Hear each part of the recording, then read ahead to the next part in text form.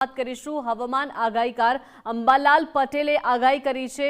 આગાહી નહીં કરવાનો જે નિર્ણય છે તે તેમણે પાછો ખેંચ્યો છે। ખેડૂતો અને સામાન્ય જનતાના હિતમાં આગાહી કરીશ તેવું તેમણે નિવેદન આપ્યું છે। આગાહીથી નાણાકીય લાભ નથી મેળવતો, પરંપરાગત જ્ઞાનના આધારે આગાહી કરીએ છીએ તેવી વાત અંબાલાલ પટેલે કરી।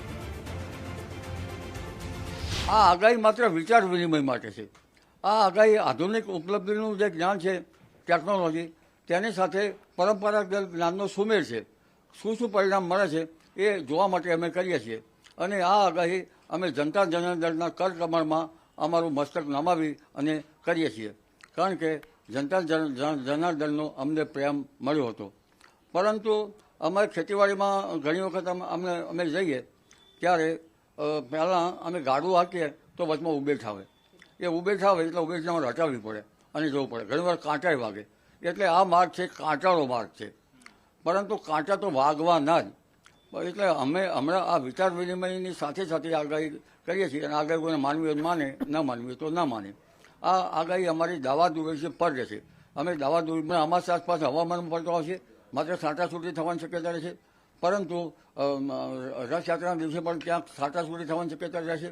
15મી જુલાઈએ જ્યાં સુધી ઉપલા લેવલનો ભેજ ના આવે ત્યાં સુધી વરસાદ થાય નહીં અને 15મી જુલાઈએ ઉપલા લેવલનો ભેજ આવવાની શક્યતા રહેશે, પરંતુ વરસાદનો માર્ગ વીજળી બતાવે છે અને જેમ વીજળી વિનાના મેઘો વરસતા નથી, એટલે અષાઢી સુદ વીજળીની અગત્યતા છે।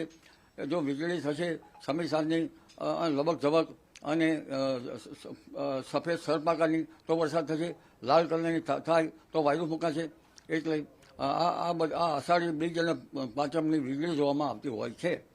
પરંતુ અત્યારે હાલ આગાહી કરીએ તો એક 13-14 જુલાઈએ સિસ્ટમ હતી, ત્યાંની અસર પૂર્વ ભારતમાં થવાની શક્યતા છે।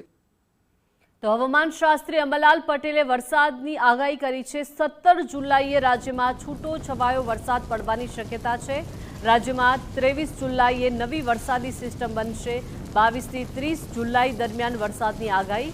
24 અને 25 જુલાઈએ દક્ષિણ ગુજરાતમાં વરસાદ ખાબકશે। ઓગસ્ટ મહિનાની શરૂઆતમાં જ અણધાર્યો વરસાદ વરસશે। આગાહી મુજબ રાજ્યના વિવિધ વિસ્તારોમાં વરસાદ પડશે। મહત્વ છે, અષાઢી પાંચમનું મહત્વ છે। હમણાં અમારી આસપાસ હવામાનમાં પડતો આવશે, માત્ર છાંટાછૂટી થવાની શક્યતા રહેશે, પરંતુ રથયાત્રાના દિવસે પણ ક્યાંક છાંટાછૂટી થવાની શક્યતા રહેશે।